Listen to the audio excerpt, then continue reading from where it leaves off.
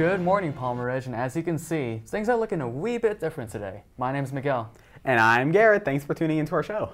In this week's show, Jacob went behind the scenes with the drama club. I learned about an interesting and new way to cook. Mikey went to see developments in our local farms, and Gary went to check out something rejuvenating. But before we get to all that, as usual, we have a couple of announcements. Lincoln A-Team applications are available on the PRHS website, and they're due by 3 p.m. on Friday, May 3rd. And now, without out of our way, let's go on to the show. Like we said earlier, Jacob went down to capture the depth and complexity that goes into every single drama performance. Have you ever looked at the drama department and maybe considered joining? Well, I'm here to show you what happens behind the scenes.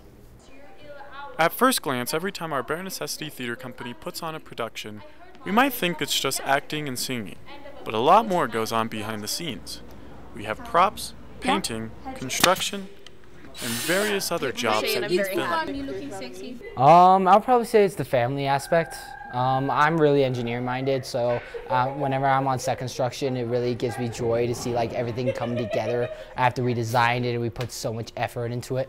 The drama department is great at what they're able to produce, but it's always more than what it seems. So next time you go to one of the shows, maybe consider what goes on behind the stage. For Ridgeline, this is Jacob Van Amberg. I just want to remind people to recognize and appreciate the talented members of the drama club, because their passion is something you can't find anywhere else. Be sure to catch their seniors on their last outing from May 2nd to 4th. Thanks, Jacob. Outside the Woodmore Community Center, Miguel took a look at different ways we could cook our food. Now that the year has taken its first steps in the spring, there's a ton more you can do. You can hike, camp, and why not cook some cornbread under the sun? Ignoring that little blizzard Hiccup, Colorado coughed up last week, the sun has been out and shining lately, and to capitalize, Lisa Hatfield held a demonstration near the Woodmore Community Center, focusing on an unconventional way you can cook your meals. A solar oven can help when you don't have any electricity. You can cook food, you can warm up food, and so it makes things feel more safe and comfortable. You can purify water because you can boil it without using any electricity or any fuel. Solar ovens have often proved themselves a useful tool to utilize when there's no electricity available. It's also better for the environment since, you're not using any of the resources other than the sun's heat.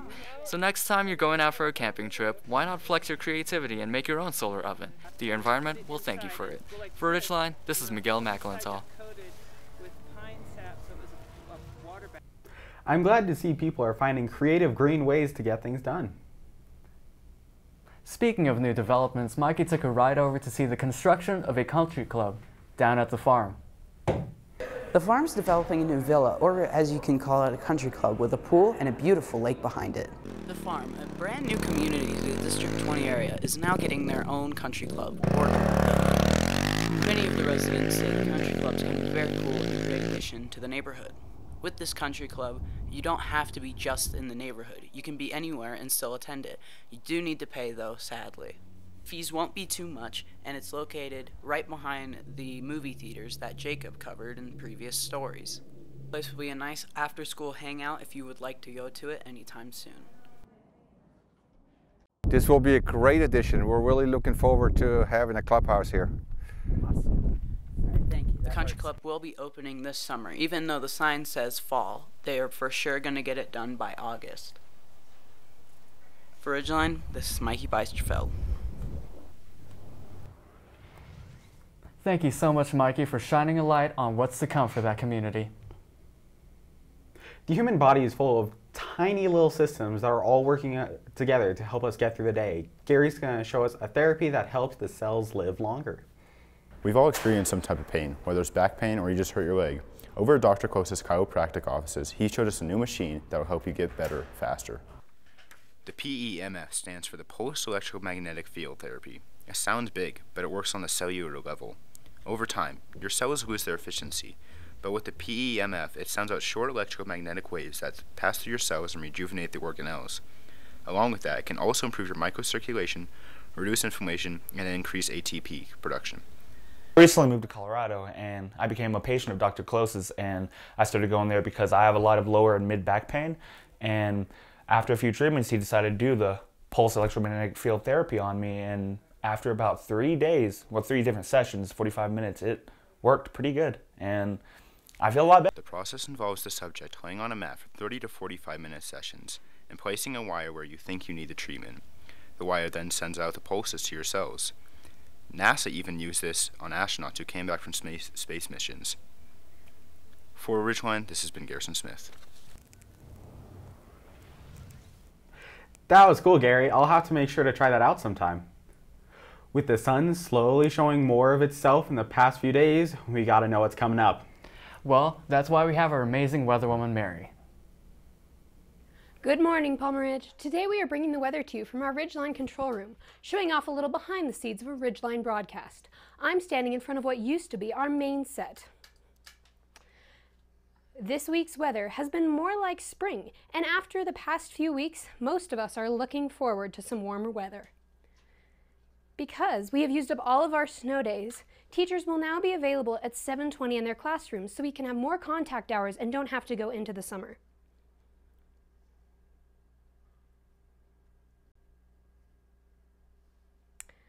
Well, we've enjoyed some pretty good weather lately, and for the past couple of days, but it's April, so we can expect some April showers. Looking at yesterday's satellite loop, you can see a band of precipitation stretching from Southern California all the way up to Montana that will likely hit us later in the week.